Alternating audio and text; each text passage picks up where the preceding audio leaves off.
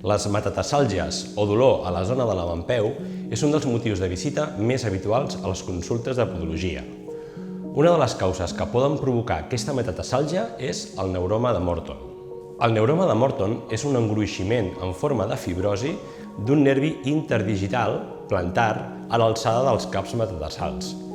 El més habitual és que aparegui entre el tercer i quart metatarsià, tot i que també pot estar present en els altres espais intermetatarsals.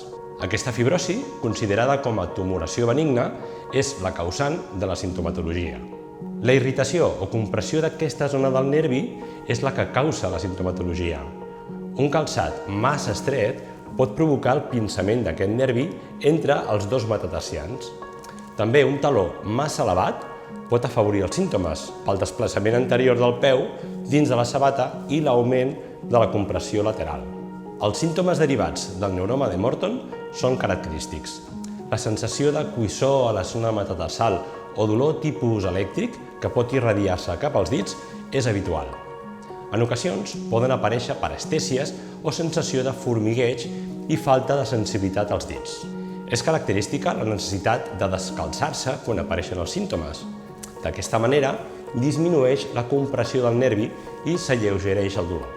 El diagnòstic clínic en consulta sol ser suficient. La zona i el tipus de símptomes, així com el test de compressió lateral, que és un dels tests que fem a consulta, compressió lateral dels metatarsians, són força concloents. Però en cas de dubte poden ser molt útils proves d'imatge com l'ecografia i la ressonància magnètica. Quant al tractament, la recomanació inicial és la d'evitar calçat estret o amb massa taló que pugui afavorir la compressió de l'avantpeu i del nervi interdigital. Existeixen tractaments conservadors com l'ús de plantilles personalitzades que ajuden a obrir els metatarsians i a descomprimir el nervi.